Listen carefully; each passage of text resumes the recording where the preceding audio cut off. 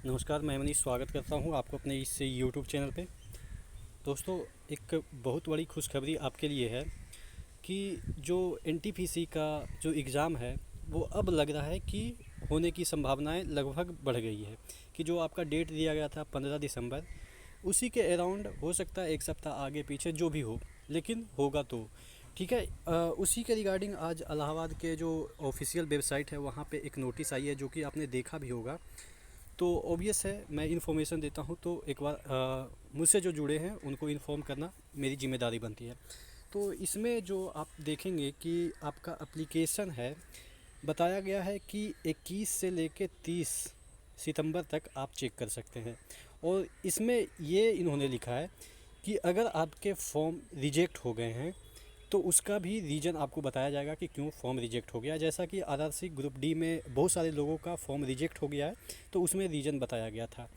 तो यही सब चीज़ें यहाँ पे मेंशन की गई है, ज़्यादा कुछ लिखा नहीं गया है। कि आपका जो डेट है वो यहाँ पे दिया गया है कि ये आपका, एक मिनट मैं यहाँ पे दिखाऊं, 21/9/2020 से 30/9/2020, जो कि 19 लिखा हुआ है, थोड़ा सा मिसप्रिंट है यहाँ पे। ठीक है, तो इतना डेट के अंदर आप इसका चेक कर लेंगे एप्लीकेशन स्टेटस आपका एनटीपीसी का।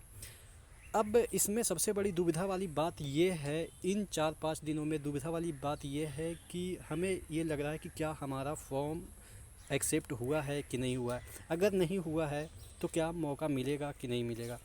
तो देखिए, यहाँ पे अगर हम बात करते हैं कि अगर इसमें बात करते हैं कि इसमें मौका मिलेगा कि नहीं मिलेगा। हालांकि अभी मैं बात करूं कि आरआरसी ग्रुप डी के जो फॉर्म स्टेटस थे उसको चेक करने के बाद अभी तक जो लिंक है वो प्रोवाइड नहीं किया गया है आपके मॉडिफिकेशन के लिए।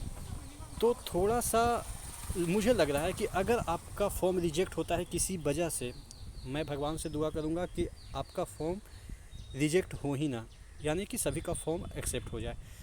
तो थोड़ा सा दिक्कत तो होगी, ये मेरे आपके सभी के लिए है। लेकिन ऐसा नहीं है कि उसका सॉल्यूशन नहीं है। हाँ, हम लोग ह्यूमन बीइंग हैं, तो थोड़ा सा मिस्टेक हो जाती है। जब सरकार 2-2 साल तक ब्लंडर कर सकती है, जो कि एग्ज़ाम कह के नहीं ले सकती है, तो हम लोग से तो ह्यूमन एरर है, मिस्टेक हो जा सकती है। तो अगर नहीं मॉडिफिकेशन लिंक दिया जाता है तो ऑब्वियस है थोड़ा सा अपन लोग न्याय प्रक्रिया फॉलो करेंगे। हालांकि इन्होंने लिख दिया है कि इसका जो निर्णय है, आरआरबी का जो निर्णय है वो अंतिम होगा इस मामले में।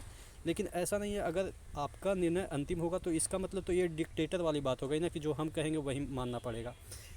बहुत सारी चीज़ें हैं, न्यायालय है या बहुत सारी चीज़ें हैं जिसके थ्रू हम लोग अपील कर सकते हैं। कि ऐसा नहीं है कि ह्यूमन से ईरर होती है, और अगर ये ईरर हुई है तो ऐसा नहीं है कि हम लोग को एग्ज़ाम में बैठने ही ना दिया जाए। क्योंकि आपको भी पता है कि जो रेलवे का एग्ज़ाम होता है कितने साल बाद होता है, ऊपर से और ये लोग प्राइवेट कर रहे हैं। तो यानी कि अब अगर एग्ज़ाम ही ना देने दे, मैं मानता हूँ कि अगर हमारे पास कैलिवर नहीं है, अगर हमने नहीं पढ़ा है तो सिलेक्शन नहीं होता है, तो वो वहाँ तक जायज़ है कि चलो ठीक है, हमने नहीं पढ़ा तो सिलेक्शन नहीं हुआ। लेकिन अगर आप एग्ज़ाम ही ना देने दें किसी एक त्रुटि की वजह से, तो ये तो थोड़ा सा ज़्यादती हो जाएगी। तो मुझे आशा है कि अगर जिनका भी फॉर्म अगर आरआरसी ग्रुप डी में रिजेक्ट हुआ है उनको प्रोवाइड किया जाएगा मॉडिफिकेशन लिंक। और इसमें भी अगर जिनका भी अगर रिजेक्ट हो जाता है तो उनको भी करना चाहिए। और दबाव तो बनेगा, ऐसा नहीं है कि एक ही 2 बंदे का रिजेक्ट किया गया है, उसमें तो तकरीबन 4 लाख लोगों का रिजेक्ट किया गया है।